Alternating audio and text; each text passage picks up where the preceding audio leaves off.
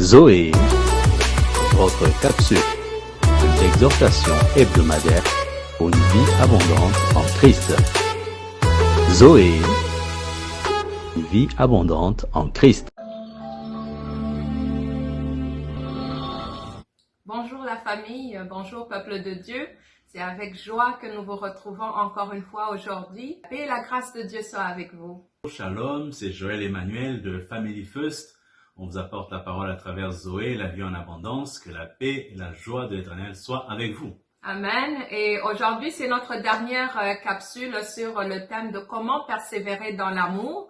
Et donc aujourd'hui, on va apporter l'encouragement par rapport à garder notre cœur plus que toute autre chose. La parole de Dieu nous dit, garde ton cœur plus que toute autre chose, car de lui viennent les sources de la vie. Amen. Amen, amen. Alors, à ce niveau-là, il y a une mise en garde qu'on doit avoir tous. Parce que Jésus dit dans sa parole, vous cherchez à paraître juste devant les hommes, mais Dieu connaît vos cœurs. Alors, qu'est-ce qu'il y a dans vos cœurs aujourd'hui?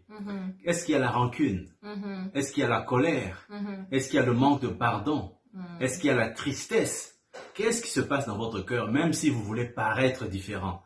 Même si on prend des selfies pour partager sur Facebook, sur Instagram, et qu'on se tient chéri, chéri. Il y en a même qui disent qu'ils allaient même à l'église et faisaient semblant d'être bien, n'est-ce pas? Alors, qu'est-ce qu'il y a dans votre cœur? Parce que Jésus connaît votre cœur. Alors aujourd'hui, on va partager ensemble comment garder son cœur. Amen. C'est très important que tu donnes vraiment des exemples parce que justement, on veut apparaître devant les hommes comme si tout va bien. Mais dans notre cœur, c'est le cœur que Dieu est venu pour restaurer. C'est le cœur que Dieu regarde. Alors, si tu gardes le manque de pardon, il y a l'amertume qui est à l'intérieur. Peu importe le make-up qu'on peut mettre comme les femmes, même mettre le fond de teint pour cacher, mais il y a une tristesse à l'intérieur qui se reflète même dans tes yeux. Donc, c'est très important de garder, de veiller sur notre cœur. Et c'est justement pourquoi Jésus est venu pour restaurer les cœurs brisés.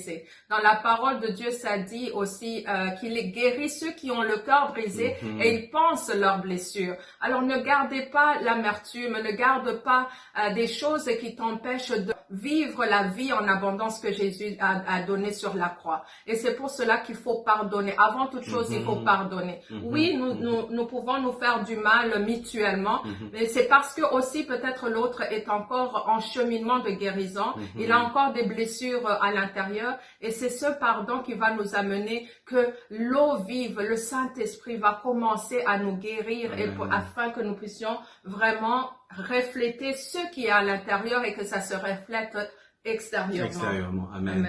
Et il y a des gens qui sont fatigués et on comprend très bien. On peut pas vous dire de faire différent quand vous êtes fatigué. Mais Jésus dit une chose. Venez à moi, vous tous qui êtes fatigués, et je vous donnerai le repos. Donc quand on est fatigué, ne dites pas je suis fatigué, je vais quitter ce foyer.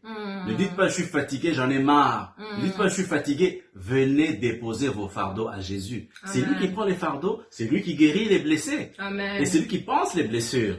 Alors, mais moi j'aime bien la question que souvent pose Papa Kalambiri. Mais comment on fait ça? Comment on fait ça? Amen. Et c'est vraiment dans la prière. C'est la première des choses. C'est lui qui nous connaît. C'est lui qui nous a créés. C'est lui qui connaît qu'est-ce que nous traversons. C'est lui qui voit les douleurs. Alors venons à Christ, revenons à Jésus, rétablissons cette alliance, cette communion avec lui. Et la parole de Dieu nous dit de garder la parole de Dieu sur notre cœur, dans le fond de notre cœur. Nous retrouvons cette parole qui dit, Fils, sois attentif à mes paroles, prête l'oreille à mes discours, qu'ils ne s'éloignent pas de tes yeux, garde-les dans le fond de ton cœur. Lorsque tu gardes la parole de Dieu, ça nous apprend quoi? Ça nous apprend à pardonner, ça nous apprend à prier.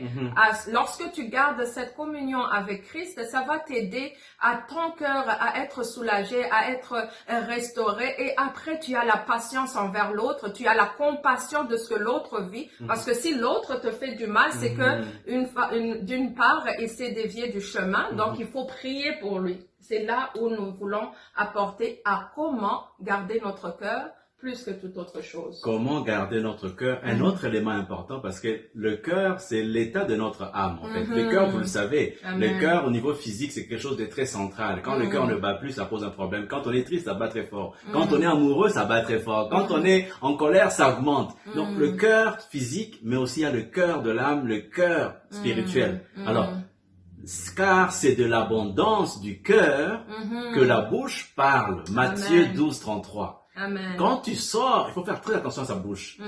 Faire très attention à sa parole. Donc, c'est de là que nous allons garder notre cœur aussi. Donc, on va Amen. finir avec ça de mon côté. Amen. Et Joël, je ne sais pas si tu as quelque chose à ajouter pour finir. Oui, donc on va finir avec le verset de 3, 1, 2 qui dit « Bien-aimé, je souhaite que tu prospères à tous égards et sois en bonne santé comme prospère l'état de ton âme. Comme il vient de le dire, le cœur, ça reflète notre âme. Donc, soyez prospère dans votre âme et vous allez prospérer dans tous égards. Un cœur restauré, un cœur rempli d'amour va donner cette vie aux autres aussi. Nous vous aimons beaucoup. Jésus vous aime encore plus. Soyez bénis. À la semaine prochaine. Bye.